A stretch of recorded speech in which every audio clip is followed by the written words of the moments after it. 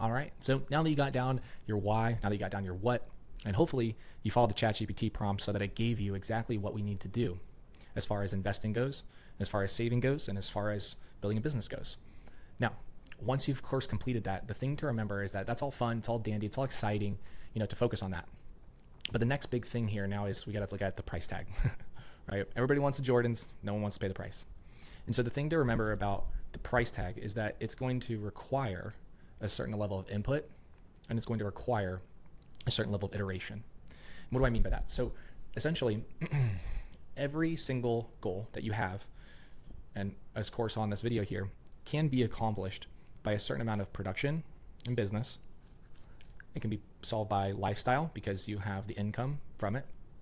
It can be solved by having support like a team or a virtual assistant or systems and processes. But every single one of your goals can and will be solved by income. And so what we want to make sure that we do is that we do enough volume plus iteration, right, which is improvement on that volume of inputs, that it would be unreasonable that we would not be successful, right? That it would just be incredibly unlikely that we wouldn't succeed. Now, obviously, I'm going to break it down here in a second for you on the schedule wise, but I want to make sure I tell you that this right here is the secret sauce. Okay. So if you take nothing else from these trainings, if you take nothing else from my videos and anything else, I want you to hear this one thing. The secret to outbound sales can be summed up in a paragraph. And that is, you find the top producer on the team. Okay. So whoever the top producer is, maybe one, maybe two, maybe three people, you find out who they are, what they're doing, and then you double their inputs. That's it. So if they work long hours, work longer hours. If they buy leads, buy more leads. If they dial more than them. And it would make sense that because you do more reps than them, just like in the gym, if I wanted to catch up to somebody, I'd have to eat more protein. I'd have to work out more. I'd have to do more rest, right? I'd have to do more than the person that's in front of me to catch them. And if you want to catch somebody in half the time, right, you're going to have to do double the inputs. And of course you're going to suck at the beginning. Duh, right? That's like the point, is the reps. And so with that being said, I'm going to kind of set you up with the schedule for success. But what I want you to make sure that you do is I want to make sure that you include in the ChatGPT thread, and eventually you're going to be sending this over to me, but I want to make sure that you actually include in there actually what it is that you're going to be using as far as that schedule for success. Now, so I'm going to kind of break down a little bit as far as my schedule for success, why do I think it works, and why I think you should follow it, especially when you're first starting. Because at the end of the day, most people end up working more hours once they're more successful, right? They make more money and then they get more excited and therefore they work more hours. But the problem with that is that, of course, you only do that after you've worked many hours and many reps. Without it, you're not actually going to see the success that you need for the excitement that you need for the adrenaline to be able to run that race. And so in the meantime, you need to be able to do it with discipline and faith, knowing that if somebody else did it, so can I. And if I were to do more than them, it's unreasonable that I would be unsuccessful. I also want to remind you that this schedule that I'm going to give you here is a season of life, right? And so many people in their lives will say to me, well, you know what? Like, I don't think I could work those hours, Zach. I don't think I could stay that focused, Zach. I don't think that I could sacrifice weekends, Zach. But in actuality, first off, you can. But second, the most important thing, and this is probably by far the most important thing, is that whatever you're doing now isn't necessarily going to be what you have to do later. But it comes back to urgency. So essentially, if you're saying, well, I'm going to do that, but I'm going to do it begrudgingly, or I'm going to do it, but I'm going to do it sometimes and not all the time, or I'm going to do it, but I'm also not going to get feedback and try to improve the time that I'm actually spending in that schedule itself, then that season's going to last longer than you think. But if you give it everything you have, if you double those inputs, if you try to iterate and get feedback from the people around you that are top producers, your upline, whoever it is, hopefully a little bit of me, then you're going to, of course, get out of that season faster. And so many people like to look at balance, right? Balance in life. And they say, well, I don't have balance because today I worked out morning, then I did work, then I did a little bit of lunch, then I did more work. And it just, I don't have any balance. It's like, okay, do you not have balance in your life, or do you not have balance today? Because of course, most people will spend their entire lives clocking in, and then at the end of their life, wondering why it is that they don't have the money, they don't have the freedom, why they're still bagging groceries at Publix at age 70, right? But overall though, to that point though, if of course you're saying to yourself, I want balance today, you're going to forego that balance later in life when you think you should deserve it. But if you say, I'm going to forego balance today so that not only can I have balance later in my life, and abundantly so, right? Full retirement, walking away, making sure, of course, that you are done working. Well, that's going to require a season of effort. And usually it's, anywhere from 3 to 5 years of just truly putting in the work. Sometimes for some people it can last up to 10 years.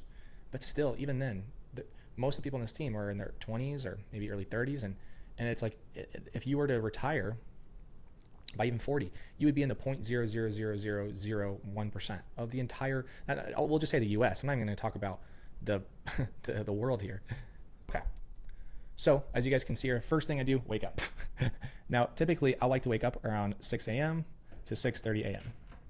Okay. Now, why is that? So me personally, I wake up at 6:30. And the reason why is that I have a pretty extensive morning routine.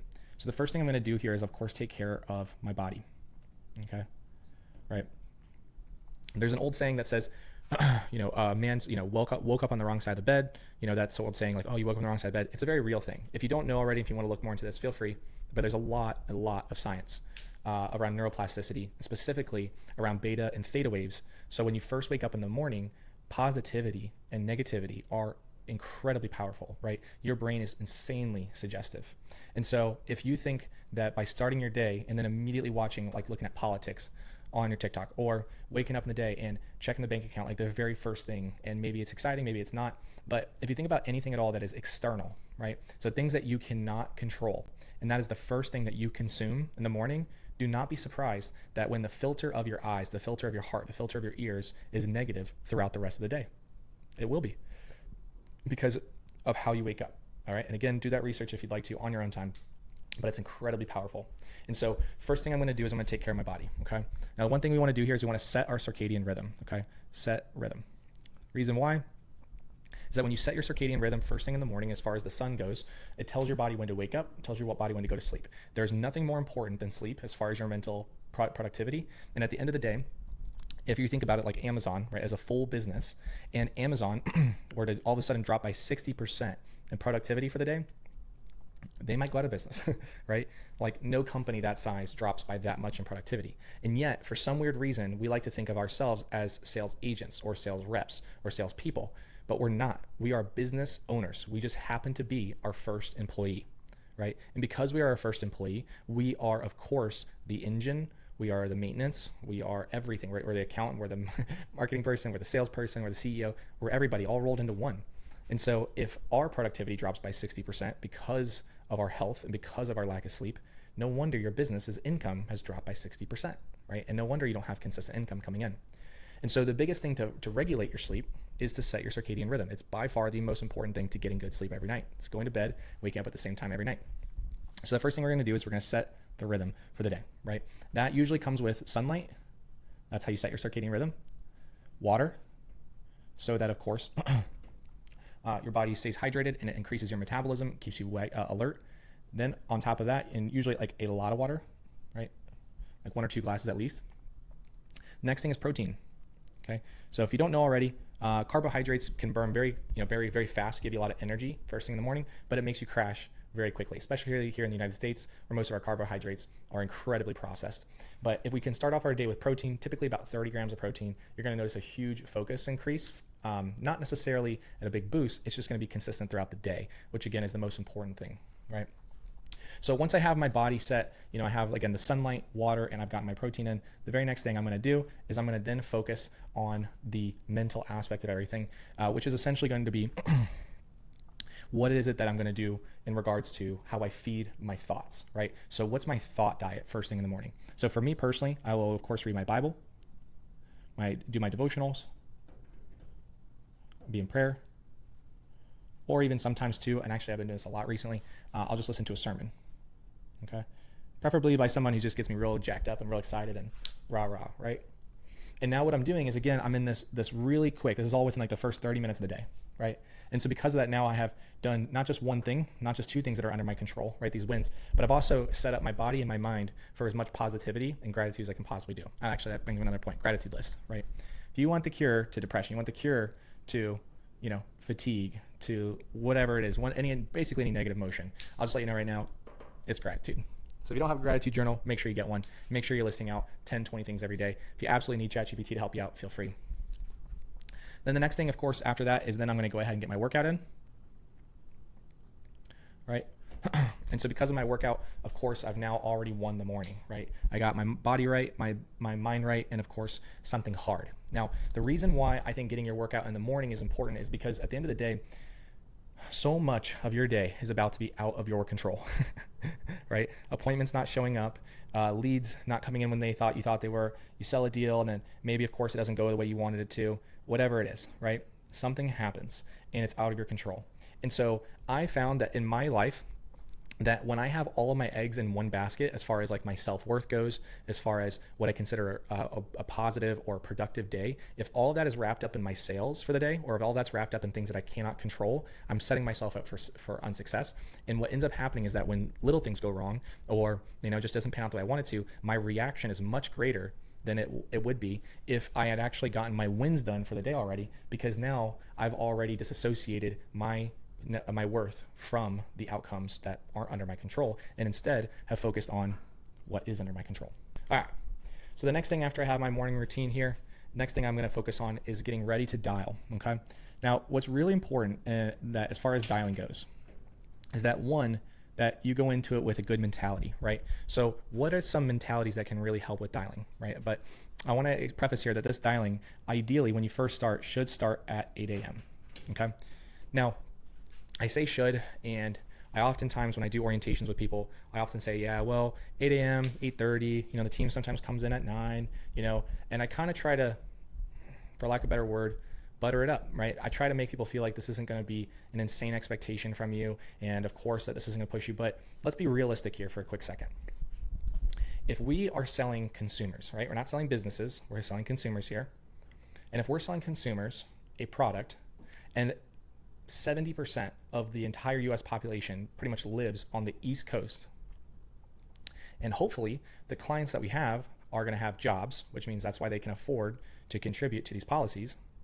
It would be a correct assumptive that most of them, because the majority of the United States is a salary or hourly employee, that these people would be at work from 9 a.m. to 5 p.m., right? That's the typical workday in the United States. And so many of my agents, or just in general agents, will then hop on at 9:30 a.m. Eastern time, and then they're going to be upset about the fact that every person I talk to just says, call me back later, I'm at work, and no one can sit down for an hour-long call. And they just keep getting pushed off and pushed off and pushed off. And I can say this with full certainty and confidence that when I first started, right, when I first was producing and I was trying to get that edge of 50, 60K months, you bet your ass that I was in my seat, I was getting everything ready, and I was setting it all up by 7:50 a.m. So that by the time that 8 a.m. turned on, right, the second it turned 8 a.m., I clicked start dial and I immediately started dialing. Okay. The other thing to think about there is that essentially, whenever it is that you are dialing and you're prospecting, this is not like riding a bike. Okay. This is an art. There's some science to it, but this is difficult, right? That's why we make so much good money for it. And so if you're saying that I'm going to start dialing at 9 a.m. or I'm going to start dialing at 9:30 a.m., by the time that you actually get warmed up, because you've probably screwed up a few of the first calls that came through because you're rusty, it would make sense every day. I mean, you would be shocked with how fast rust builds on people that are not producing or have taken time off. It's shocking, right? And for me too. Like I remember when I got back into writing just recently, I just was like, holy crap, like I suck. And I had to go back to basics. I had to read the script, sold a few deals, started getting confident again. Then I got back in my groove, right? And I've taken a couple of days off, and I'm probably gonna have the same thing happen to me again. And so it would be under a correct assumption that if rust can build quickly, then it makes sense that we would be maybe even role playing at 7:50 a.m., right? Because by 8 a.m. we should be dialing. And so by 8:30 a.m. we should have all the rust shaken off. We've already got hung up on a few times. People have said to us, oh, well, I just woke up, give me some time, whatever. But now it gives us this 30-minute window, right? This 30-minute window to find somebody who maybe doesn't go to work till 10 a.m., right? This 30-minute window that maybe they can talk to me at lunch, right, at 12 p.m. This 30-minute window that essentially might be to book for 6 p.m. or 7 or 8, right? Where I have solid appointments later in the evening once they get home from work. And so if you are skipping this 8 to 9 a.m. and then you come to me and say, I'm struggling in this business, I'm probably going to tell you exactly what's wrong. Now, there could be a number of things, but it starts with not just inputs. Where are you putting the inputs? It's inputs plus iteration. And so if you're first getting started in this, and I don't see you on past 9:30, especially, but even 9 a.m., this tells me that this is really probably not going to be for you. Okay. If you are a god at this and you are already nasty and you can just dial for a couple hours a day and make some sales, more power to you. But more likely than not, even if you are very nasty at this and you come out and you crush it and you're already killing it, the problem is that you are then going to rely on your skill as opposed to relying on your work ethic. Right? I personally was 4'11" until my senior year of high school. My dad was in the Olympics for rowing, and even though he's a very big man, he's actually really short compared to rowing crew guys because they're like 6'7", he's only 6'2". And so both of us were in the same boat in the sense of having to essentially prove to people around us that even though I was 4'11" or he's 6'2", that I had to basically outwork them, right? I had to focus on my ability to outwork people, not around my skill. But what ended up happening from that is that I got really skillful. And then when I shot up to 6 foot, man, did I crush it in sports because I already had the skill of somebody who had to earn it. And so I think oftentimes when we're in business, it's the same way, is that people that come out the gates hot as a leader, I can just tell you right now, if you come out the gate hot, I am nervous for you. I'm very nervous for you. I would much rather you not come out the gate hot. I'd much rather you work hard, burn through, get some tears, some blood, sweat, and tears, all of that. I'd rather you get through that out of your way so that when you finally get the sale and you get your breakthrough and you get that clicking moment where it happens, essentially at that point, you will now no longer have to just rely on skill. You're going to rely on your work ethic, and you'll never want to go back there again, right? Whereas people that come out the gate hot, they 9 times out of 10 are kind of getting lucky a little bit, got a few laydowns, they're just charismatic. And then typically what ends up happening is that then after that, they get off script or they stop coming in on time. And then they wonder what's going on. Why are they tanking? And then they always then go back to what it was like, oh, well, I had such a good first week, or I had a good first month, and then they spiral.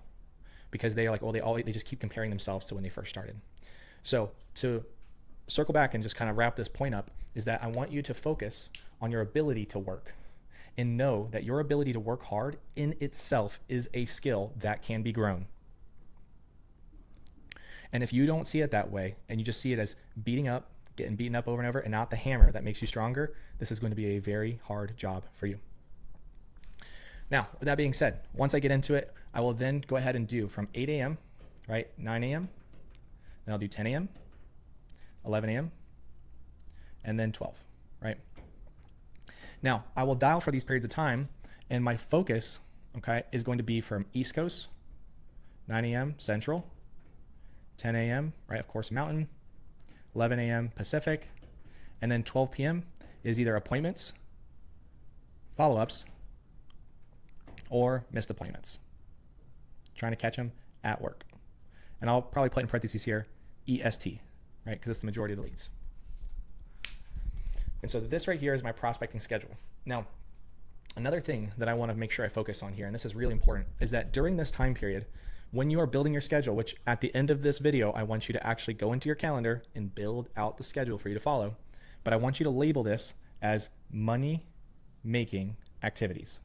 Money-making activities, okay? MMA. And so this is really crucial here, is that every single day, these 4 hours 5 hours here, need to be dedicated towards money-making activities. If you fail at being able to focus on the money-making activities, you will think it's about the text messages, you'll think about the leads, you'll think it's about the systems, you'll think it's about your pitch, you'll think it's about your leader, anything and everything else other than your ability to sit there and focus, right? Now, I'll be first to admit, being somebody with ADD, it ain't easy for me to focus, right? If I want to dial for that period of time, I usually are going to have to put on a TV show that I've seen a million times.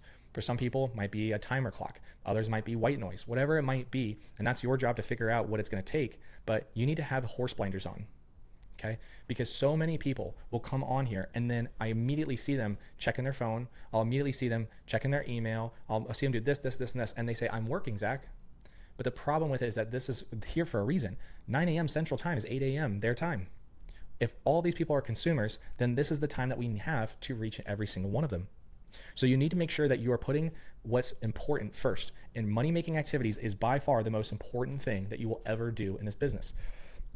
And if I can just I'm preaching to myself here, but if I can really get this through your skull, I will have done my job. Because so much of my life, even in insurance, has been spent trying to optimize, trying to improve, trying to iterate. I mean, it's literally 6:30 right now and I'm freaking recording these videos. But the thing is that at the end of the day, if all we ever do is money making activities, then what we can do with that money, because we're making a lot of it, is use that to hire people to do those things for us, right? So whether that's an AI agent, whether that's a CRM, whether that's a virtual assistant in the Philippines, whether that's having downlines, whether that's having a higher comp, whether that's getting bonuses, whether that's getting spiffs, like the list goes on and on and on about how easy your life can get if you just focus from 8 a.m. to noon every day, okay? So with that being said, that is money making activity time for my schedule, okay? Now, after that is when things get a little bit tricky, because obviously this is kind of individual for different people. But typically anywhere from 12 or 1, depending on the day, right, as far as how things are going and how much money making activity. Actually, I want to touch on that real quick here. I think a lot of people get wrapped up in exactly how much inputs they should do at what periods of time. And the problem with that is that they then lose out on what is true consistency, which is actually doing the inputs regardless. So if you wake up at 9, don't get off at 12, get off at 1. If you are, you know what I mean? If you're getting on early, maybe get off at 12. If you had to take an hour, right, to go answer an email because it was the first thing that you had to do in the morning and you had to get it done, so you got to get paid so you could pay your bills, great. Add an extra hour to your prospecting, because money making activities is that important. All right, I'm going to pause actually right here and we'll pick back up.